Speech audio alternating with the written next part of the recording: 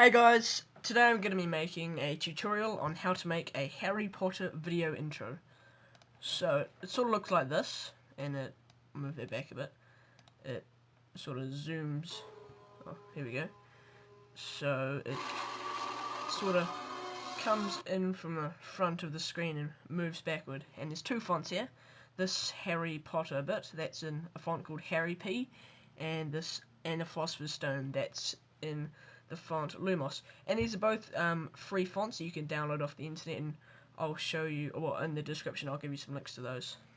Alright, so to start, obviously we open up After Effects, create a new composition. Mine's about 15 seconds long. It's probably not going to be that long, maybe 10 seconds, but that'll be fine.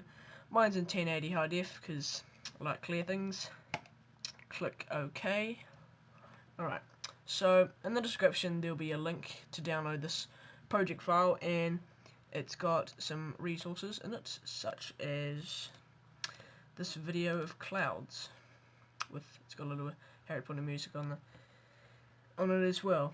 So if we drag this into our composition, we can have a look. It's basically just clouds moving along with lightning, and that's fine. So that looks really good. I've seen lots of tutorials on the internet, and a lot of them involve cutting out pictures of clouds and lots of stuff that takes time and is really boring. So I've decided to make it simple. It's not going to be the best looking Harry Potter intro, but it's going to be pretty good for the amount of effort you put in. Alright, so next we can make another new composition, about the same, composition 2. So this is where we're going to make the text. So grab the text tool, and our font here is Lumos, but I'll just change to Harry P. Where is it? There it is. There. And I'll just write Harry Potter. I'll make that a bit bigger. How much in the screen does it fit? Oh yeah, it's quite big. Make it a bit bigger perhaps. Yep, I think that should be fine. Yep, there we go. And from here we can see the and and the. They're a lot smaller than the Philosopher's Stone. So what we can do is, obviously we'll have to change our font to Lumos. There we go. Grab the text tool again, right, and we'll take that down a bit in size. Fit this up to 100%. It's probably still a bit big. Yep, there we go. Highlight the and layer and click Control D, which duplicates it. And just grab the new duplicate layer, the text tool again, and write the. You can put that over here, and what should we call it in the... Oh, I'll just call it the nifty video intro. I think that's got a bit of a ring to it.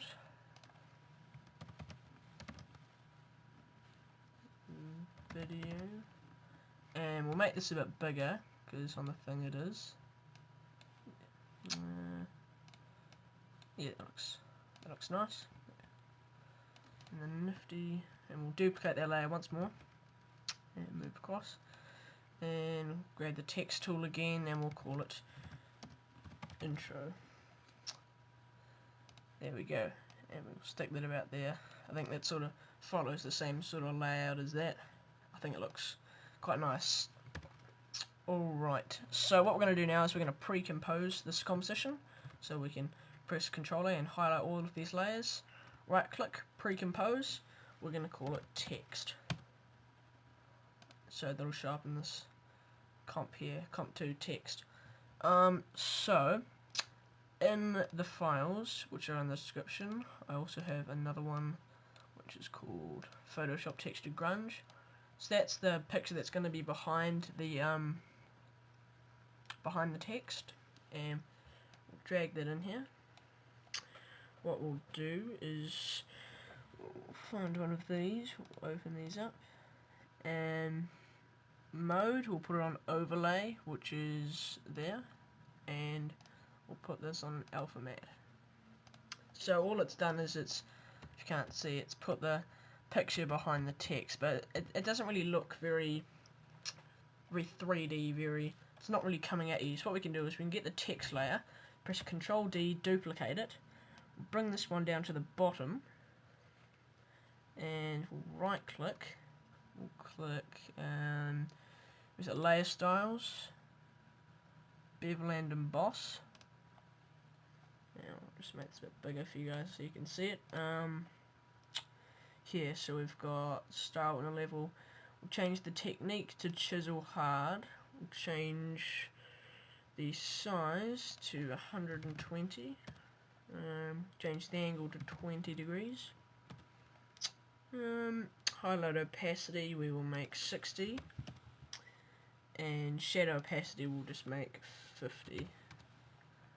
Right, so there's not really much difference to be honest, but what we haven't done is we haven't used these eyeballs over here, so we can't see what's happening.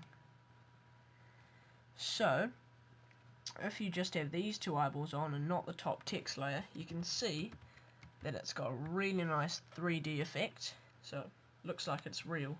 And yes, make sure you've only got two of those eyeballs highlighted, otherwise if you have the third one it's just going to look pretty 2D. Right, so we're also going to pre-compose this composition. Right, pre-compose, we'll call it final text. So where is that? There it is, final text. What we're going to do is we're going to highlight this, of course, and we're going to click Control X, which is going to cut it back to our first composition, and it's going to put it right in front. So as you can see, it doesn't really do much. So what we want it to do is we want the Harry Potter camera, we want it to come out then go in. I know that doesn't sound very helpful at all, but what we can do for starters is we can we'll make the final text a 3D layer. So we do that by this little cube down here, we can tick that, and Draft 3D will also do that as well. Now we need to go layer, new camera. These settings fine, preset of 50mm, to no camera. That's all fine, the default, that's okay.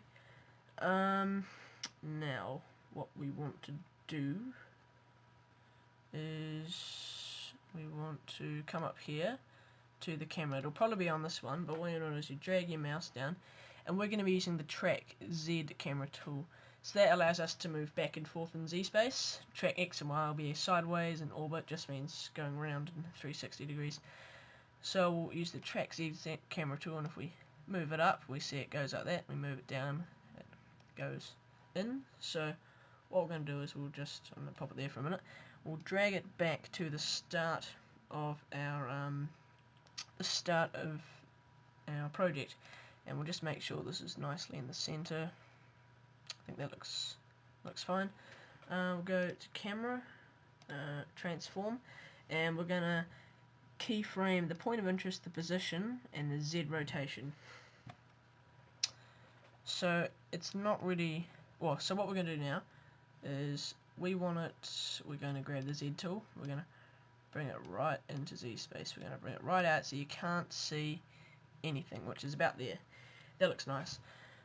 So we're going to come out, well, I don't know, it might come out,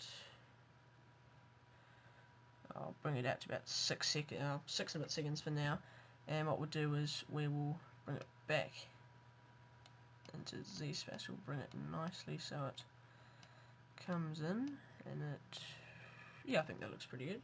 So what it's doing is the camera's basically going from here to in there, but I don't think that looks nice actually. I don't want it to come in until this fade out bit's already gone. So what I'll do is, I want it to come here, so what I'll do is I'll drag these 3 keyframes and I'll drag them to the point where I want them to go. So I drag them to about there. So that allows me to watch the faded bit come in, then the Harry Potter titles come in. And I think that looks quite nice. How long does it go for? It only goes for about 10 seconds. We'll just drag that there. Might be a bit fast actually, so what I'll do is I'll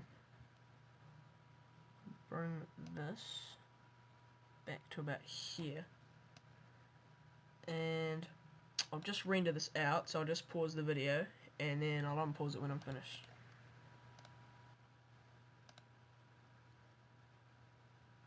Alright, so I'm back and I've rendered this out, and this is how it looks.